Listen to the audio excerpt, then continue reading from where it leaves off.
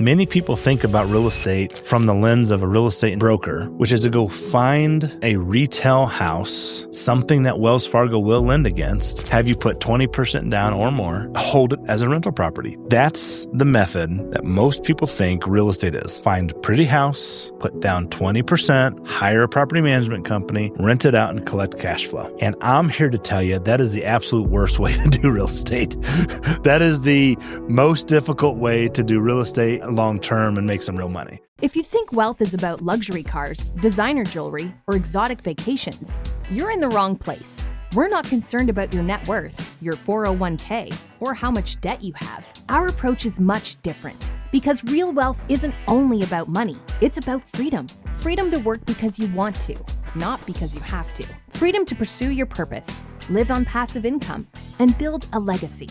That freedom starts now. Welcome to the Real Wealth Formula with Brad Hovis, where each episode breaks down the principles, mindset, and practical steps to help you experience financial freedom today. Real talk, real numbers, real freedom. This is the Real Wealth Formula. This episode is brought to you by REEPs.com. You've probably seen the same old stuff in your feed. Invest in a franchise, start an ATM route, buy a car wash, launch a vending machine side hustle. Cool ideas, but here's what they don't tell you. The good ones are way too expensive, and the cheap ones barely cash flow. But there's a business model that's quietly producing big paydays as well as monthly income for people working from home, a coffee shop, or even out of their pickup truck. Visit rebiz.com, that's REIBIZ.com, to see how it all works. What's up, moguls? Welcome to the Real Wealth Formula. Today's question is how to acquire passive income. There's a bunch of different types of passive income. I have my favorites. I'll share them, in the end. These are the ones that I've used to kind of build my empire, if you want to call it, my real estate empire. And I'll be telling you different techniques about like the ways to acquire them. But first, I do want to share with you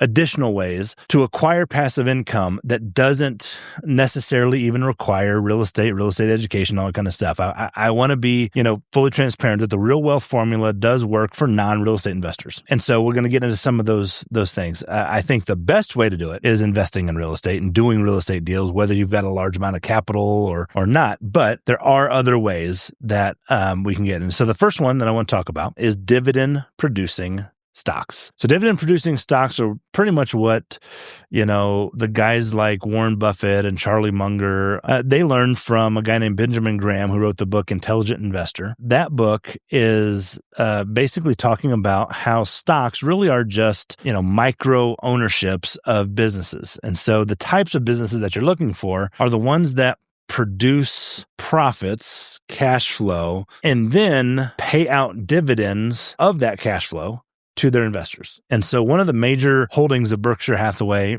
and Warren Buffett throughout many, many, many decades is Coca-Cola. KO, as the stock ticker would indicate. That's their symbol. They're one of the best producing dividend investments that are out there. But there are multiple. There's a whole bunch of them. And at the end of the day, the principle is really simple. Go buy a business that is making a profit that is then sharing that profit with their investors. It's not complicated. You go on CNBC or whatever financial show and you see the stock tickers at the bottom and you hear these talking heads and they're talking about all this very confusing terminology. But at the end of the day, what is happening is, particularly when you look at it from the perspective of Benjamin Graham and the Intelligent Investor, is you've got a micro ownership of this business that makes a profit and then shares that profit via dividend with the investors. The price of the stock is how much you pay in order to have that right. Now, there are other ways that people want to play the stock market, and that's through buying it for one price and selling it for another. Like Warren Buffett is pretty highly against just saying, hey, if the only way you can make money on this business or this stock is by selling it to the next guy for more than what you paid, that's not as far as I'm concerned, passive income. That is speculation. And we don't want you to be speculating. We don't want you to have to. And besides, that doesn't help you become wealthy. How does hoping that you sell it for more than what you buy it for one and sell it for two, how does that produce residual passive income to be larger than your monthly expenses so that you don't have to work anymore? It doesn't. It makes it you get a big lump of money, which is great. We want you to get a big lump of money. If there's a way for you to go buy something for one and sell it for two and get a big lump of money, wonderful. But that's not wealth. That's becoming rich. That's not becoming wealthy. Instead, we want to take that money and go acquire passive income so that you can continue to have that be larger than your monthly expenses and never have to work again. That's wealth. So, dividend producing stock is a viable place to go put some capital to start getting some passive income. Another viable spot is in royalties, particularly mineral royalties, namely oil. There are people I know well who their entire passive income comes on the back of the royalties that they get paid by either a land lease or just a mineral lease from oil companies.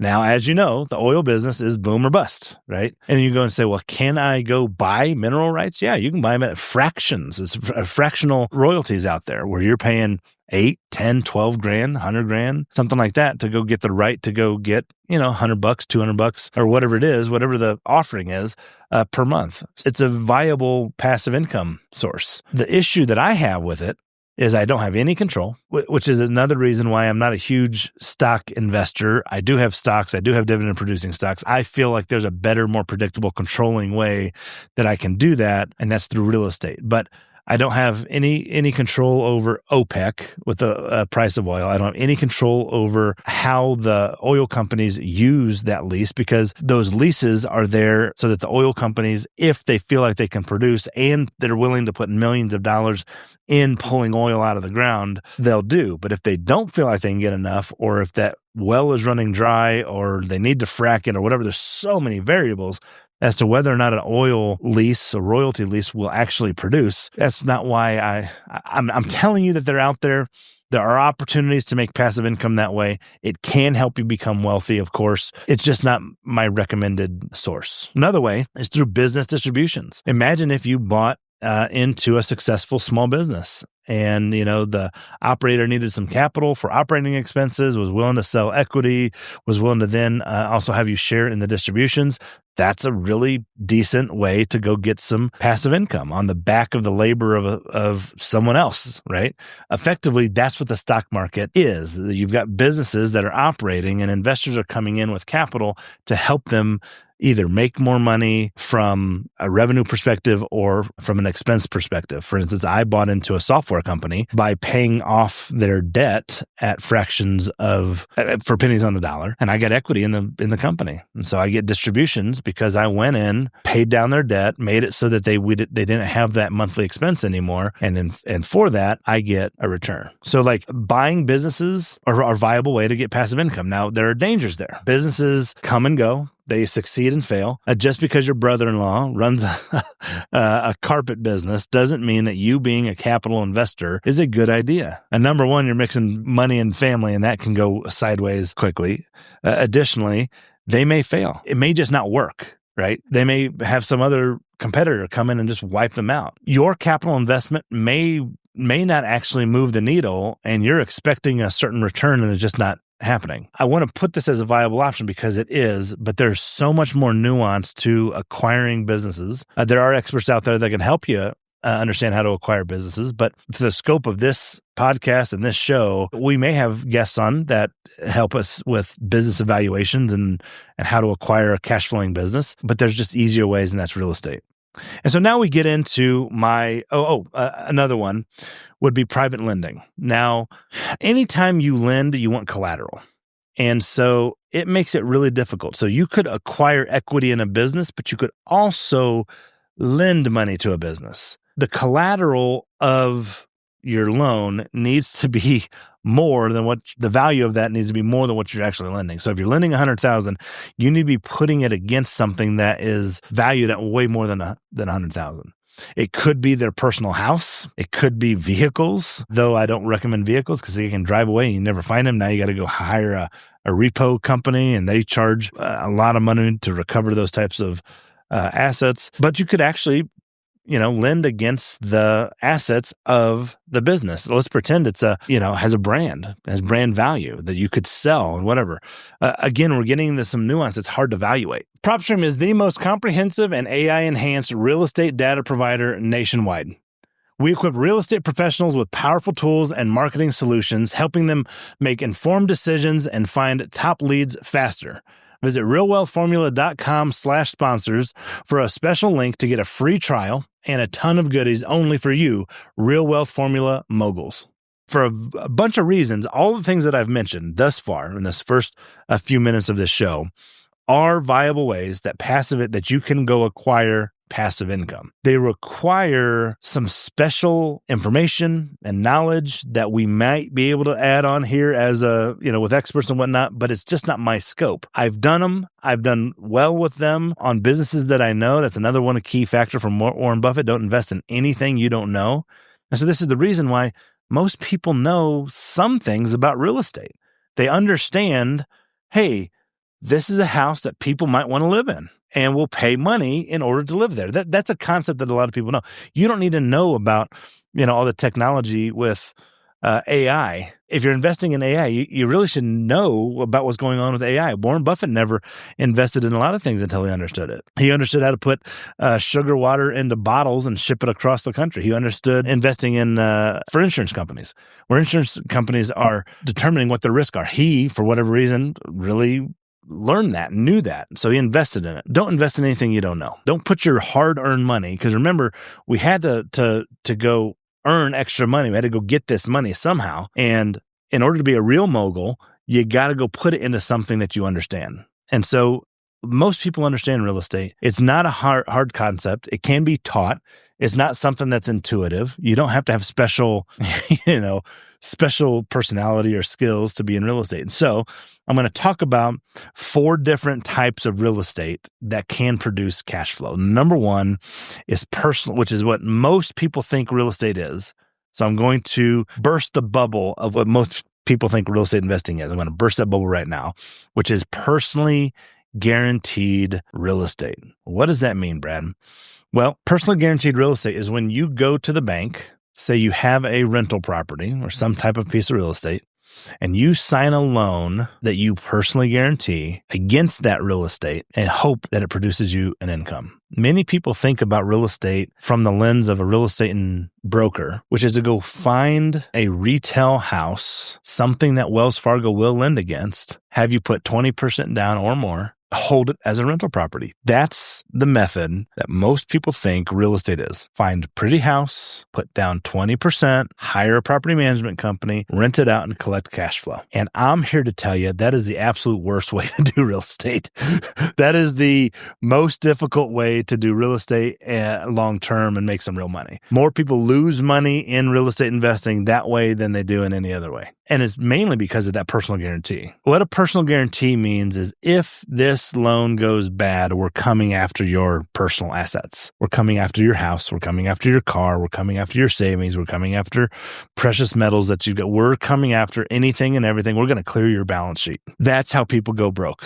That's how people foreclose. The word foreclosure, that's a foreclosure. And why is that the case? Well, because number 1, you go against some of the investing principles that the best investors in the world do, which is called a margin of safety. In Warren Buffett's book, or not Warren, Benjamin Graham's book, The Intelligent Investor, he's talking about businesses in stock, but it's the same principle. It's the same principle that you enter into an investment with a margin of safety that says, if things go bad, we've got a little bit of cushion here. Now, they're talking about it when it's related to stock, and they're talking about it when it's related to not just stock, but like the assets that the business have relative to the outstanding stock and the stock price. Like if you sold all the stock and all the assets, is there a margin of safety there? Well, we look at it really simple. We go and acquire real estate that is worth $200,000, let's just say a number, but we're all in at 160, 170. So we're entering into every investment that we make with a margin of safety, with instant equity. But when you go the personal guaranteed route, you're basically paying retail. The margin of safety that you have is the down payment that you made, 20%. So then who's that safety for? It's not a safety for you, the investor. It's safety for the bank.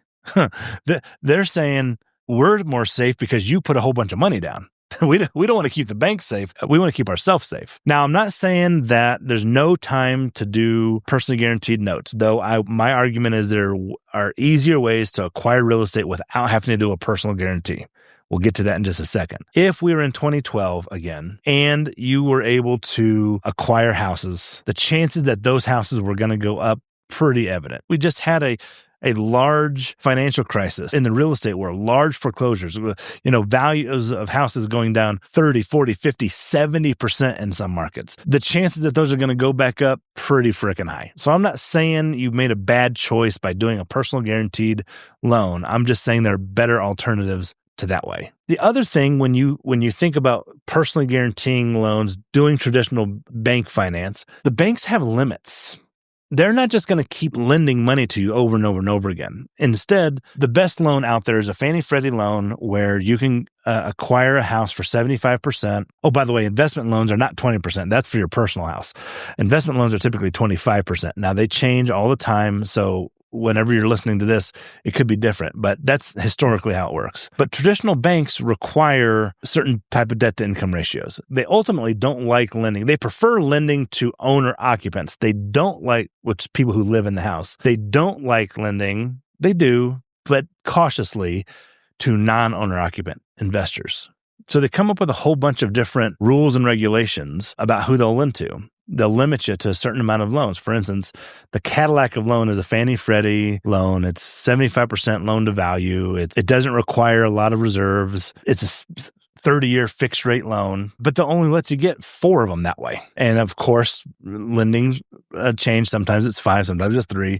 But let's just say they can only get 4. Well, are you becoming wealthy just owning 4 rental properties? Maybe, if it's throwing off $1,000 worth of rent and you are only wanting to live on $4,000. But for the majority of people who are listening to this show, they're looking for larger cash flow than just 4 assets can produce. So then the type of loans that are, again, traditional loans are going to be now no longer in that Cadillac of loans. They're going to now be in the commercial lending space.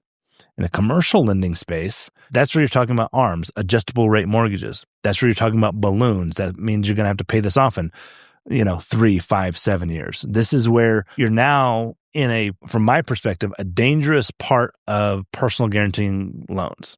So I've said a lot about this, but the reason I'm saying it is this is how most people think. They think that the only way to go do real estate investing is to go get a good credit score, have a good debt to income ratio, go down to Wells Fargo, put their 25% down, and buy this rental property. I'm here to tell you, of the 500 something deals that I've done, I've never done that. I've never done it that way. It's way more difficult. There's way easier ways to do it. And one of the easy ways is the next type of real estate is called non-personally guaranteed loans. Non-personal guaranteed real estate is an excellent way to do real estate. What is a non-personal guaranteed? Anything that you yourself are not on the hook to pay. If the loan is not in your name, you are not personally guaranteeing that loan. So what are some ways that you can do that? One way is a very popular method right now. We do teach it. There are so many nuances. It can be a little bit dangerous. It's called subject to financing. This is where you acquire the property subject to the existing financing. This is someone who already got the loan with Wells Fargo. They can't afford the house anymore. They're going to lose it to foreclosure typically. They don't want to be a landlord. They want out, and you go in and say, hey, I'm going to buy this house from you subject to the existing financing. Now, there's a difference between finance and ownership. You can own a property and sell that property, but the finance still stays against that property. Now, there is a clause in the promissory note in almost everyone called a due on sale clause. That due on sale says, if you sell the property, you got to pay off this note. Well, what we have found is sometimes the banks call those notes due, most of the time that they don't. Now, that's a risk, but the person taking the risk is you, but it's mainly the person who got the loan in their name. We go into much more details in our training about that. Another way to do non-personally guaranteed real estate is what's called a sandwich lease option. This is where you lease the property from a owner and sublease it to a tenant. You get an option to purchase it at one price, and then you sell an option for more. Give you an example. I'm going to lease this property from one person for from an owner for $1,000. I'm going to sublease it for $500. I just made $500. I'm going to have an option to buy it for $200,000. I'm going to sell this for $225,000. I just made $25,000 if that tenant buyer winds up buying that property. That's another example of non-personally guaranteed real estate. Another one is private finance. Private finance. This is where you convince the seller to just finance the property to you. Oh, that's owner finance. Owner finance is when you say, hey, seller, would you just finance me? Can I turn you into the bank? Another way is private finance. You go talk to other people who have capital, who want to put their money into real estate. They become the bank. And you just mention, make sure on those notes and on the loan docs that you go say, this is not personally guaranteed. If this property fails, if I'm unable to pay this note anymore, instead of them coming after you personally and taking your RV and your car and your house and all these things, they just get the house. They just get the house in exchange for a failed real estate loan. Okay? Happens all the time. Now you're sitting there saying, well, who would want to do that? A lot of people, particularly people with 401ks and IRAs that they roll over into self-directed 401ks and IRAs. So I wrote the book, Roll Over to Retire. You can get a copy of that. It teaches people how to roll their retirement plans into self-directed so that they can buy out of their self-directed IRA or lend out of it. So this is the part where Dave Ramsey and I don't agree. In fact, I'm gonna see if I have this on here. Dave Ramsey, I agree, we don't want to do a lot of debt. Okay? We don't want people getting into bad situations. A bad situation is when you personally guarantee a debt. And I'll just explain it to you. In the same proverb where it says, the borrower is slave to the lender, and this is where Dave Ramsey gets a lot of his stuff. And him and I both have the same faith. We're in the same boat there. He says, the borrower is slave to the lender. And Dave says, debt, all debt, bad, no debt, no debt. Though I would make a side note, he admits that he has one hypocritical advice, and that is to buy a house. And he'll say, I won't yell at you if you buy a house, if you put 25% down, if the payment is 25% of your take-home income, and it's a 15-year fixed rate loan. Well, it's still a loan. And even that is a personally guaranteed loan. So Dave Ramsey recognizes, and I appreciate that, about the hypocrisy that he's got related to loans and lending. If you read the rest of that Proverbs, and I think it's Proverbs 22 or Proverbs 20, it's not Proverbs 23, I think it's Proverbs 22. Read the rest of it. It talks about borrowers not guaranteeing surety. That's basically talking about personally guaranteeing things, because then they'll take your bed, right? So at the very end, don't guarantee this debt, because if you can't perform on it, there's going to take your bed. That's the principle that's talking about at the very end of, I think it's Proverbs 22. So Proverbs 22:26, do not be one who shakes hands in pledge and puts up security for debts. Puts up, basically, he goes, for if you lack the means to pay, your very bed will be snatched from under you. So that's the principle. We don't want you to lose your bed. We don't want you to lose your house. We don't want you to use your RV. So even in the same chapter that Dave Ramsey references that the borrower is slave to the lender, it then talks about later saying, hey, but here's how you can involve yourself with loans, with debt. Don't personally guarantee it. That's where I land. So don't personally guarantee your debt. Go find a private lender who will lend against the property. We have the purpose of doing this deal. We're going to make money. He's going to make money. I'm going to make money. We're all going to make money. But if things don't go exactly right, you're not taking my bed out from underneath me. You're not taking my house, right? So that's kind of where I land. Another piece to this is, in the real estate world, is to just go buy houses free and clear. Now, Dave Ramsey and I are completely on this one. This is how I buy houses. I buy them free and clear. And many of you in different parts of the country are like, how in the world are you buying a house free and clear? I don't have that kind of money. Well, there are markets right now, as we're filming this, that you can be all in on houses between $150,000 and $200,000, all in. Purchase price, rehab, everything else. Even lower than that. The ones that I'm operating in, Memphis, St. Louis, San Antonio, Wichita, we're going to be in Des Moines pretty soon. Like those types of markets, you can buy houses for be all in for less than $200,000. So if you have $200,000, you can go buy a house free and clear, and now you're getting 100% of the cash flow. You don't have to pay off any lender. You don't have to pay off anything else. And so buying houses free and clear is an option. You make enough money, you can buy houses free and clear all the time. Remember, your income is your biggest wealth producing activity. And I would even say your active income is your biggest wealth producing source. It's the way that you can use money to then go acquire passive income. And if you choose to do so, maybe you do so with non-personally guaranteed notes. Maybe you do it with personally guaranteed notes, though I don't really, personally guaranteed real estate, though I don't really like that. Maybe you just say, you know what, I'm going to keep my life simple. Let's go buy it free and clear. That's the way I prefer to buy real estate. That's how I buy my real estate. If you're an active real estate investor and you're not using FreedomSoft, I got bad news for you. You're getting beat by other active investors who've been utilizing this CRM software for well over a decade. We're able to close deals faster, more consistently, and with higher margins. So if you're tired of getting beat, go to realwealthformula.com/sponsors and click on the FreedomSoft link. Start doing more deals today. Now, the fourth way is through partnerships. And this is the business that I'm in. I run a private equity company. We do, you've heard of REITs, real estate investment trusts. Well, those are publicly traded. We do what's called a REEP, REEP, a real estate equity partnership, compliant with the SEC. And we make sure that our investors are put in a really great position to partner with active investors, namely us, and my business in doing real estate. So they can put up the capital, go buy houses at a discount without having to be involved in real estate. So these are the ways that people can go acquire passive income. Because that's the question that we're talking about here. How do you acquire passive income? I mentioned the non-real estate ways. I also mentioned the real estate ways. And so I want to tell you a story about a deal that I did because I had the knowledge about real estate that made it so that I, with one deal, was able to make my passive income that much more larger than my monthly expenses. I'd already gotten there. So this deal came about in 2018. I'd already had my passive income was already larger than my monthly expenses. I was already, Real Wealth Formula would say I was already a real estate mogul. But this one deal came about. It was a deal where I acquired 51 houses at one time. They were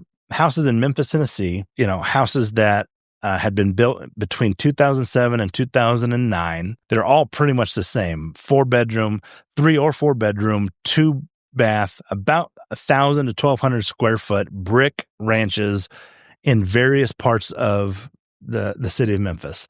Some of them in B neighborhoods, most of them in C- neighborhoods or D and F type neighborhoods. And so how I chopped this whole thing up was of 51 houses, I took 13 of those houses and just sold them. Now, the whole process came about by someone reaching out to us saying, hey, I've got 51 houses I want to sell. And he had a note against those houses that was the most restrictive note I've ever seen before. It was a different type of loan than I've ever seen before. Simply put, the lender said, yeah, we'll lend you this money, $1.6 million, but we are calculating the interest on this. And any time that you pay us off, whether it's tomorrow, 5 years from now, 10 years from now, why don't we having a 10-year balloon, you are going to pay us 100% of the interest that we are anticipating. So let me give you an example, not on this exact house, but like what it would have been like would be, I'm going to lend you $1 million, but we expect $100,000 in interest every year. So that means $2 million over a period of 10 years would be the total amount that we expect to receive from this $1 million loan that we're giving you. So if you pay this off year 2, that's fine. You're going to owe us an extra $800,000. If you pay it off year 5, you're going to owe us an extra $500,000. If you wait for 10 years, the payoff will be $1 million, right? So they guaranteed the interest on the loan regardless of when you paid it off. Very creative. Well, this guy calls us up, says, hey, he's dealing with cancer. He wants to get out of his real estate holdings. He has holdings in Pennsylvania and in Memphis and all over, and he's just done. And so once we agreed to a price that we just pay cash for it, well, once we found out about this note payoff, prepayment penalty, it made it not a deal for us, and so we couldn't pay him. So, well, what if we did this? What if you bought it subject to the existing financing? That's what we asked. He agreed to it. 13 of those houses we were able to sell with a very small prepayment penalty. 38 we had to hold on to. So for years and years and years, we held on to those. Well, it came down to the negotiation. And in order for me to buy these 38 houses, because we were able to sell those 13 of them, and in order for us to buy these 38 houses, I had to come up with $60,000 in cash. That's what he wanted. So I gave him $60,000 to buy 38 houses that had a $1.6 million loan against them that I would then now take his place. Though I wasn't personally guaranteeing it, I was just the one paying the bank. Some of these houses were vacant that needed a bunch of work. That's why we were able to say, hey, $60,000 is the only amount that I can give you, Mr. Seller, because I'm going to have all this money to go fix these houses up. In fact, I want to say about 8 to 10 of those houses we never did anything to because they were in the hood. It would have cost $50,000, $60,000 to fix up each one of them. We're like, we'll just sell them once we're down the line on this note and can get out of those. But for the other 28 houses or so, I cash flowed. Still do. Still have some of them. We have since paid off the bank. Now I'm clear with what I can do. But for $60,000, I was able to go buy 38 houses, 10 that didn't produce any cash flow. I just wasn't paying the taxes on them. 28 that did. I had to put some money in. So we kept collecting those rents. And once I got enough rent, I would go fix up some of these other vacant houses. And eventually we got it to the point where I sold off a portion of those 28 to pay the $1.6 million loan down the line once I could without the prepayment penalty. And I turned $60,000. We sold 22. So we turned into 16. That's what it is. 16 free and clear houses that produce $1,000 a month. And so when you think about that type of a deal, that's an example of taking $60,000, buying 38 houses, 10 of them are crappy, selling off another dozen to pay off the loan that I don't guarantee, and I'm left with free and clear houses. And this is over the course of, 6 or 7 years, right? But that's how you go and get creative in acquiring passive income. Because what am I left with? I'm left with a whole bunch of cash flow. I'm left with a whole bunch of cash flowing assets. That helps contribute to the real wealth formula, that my passive income is larger than my monthly expenses.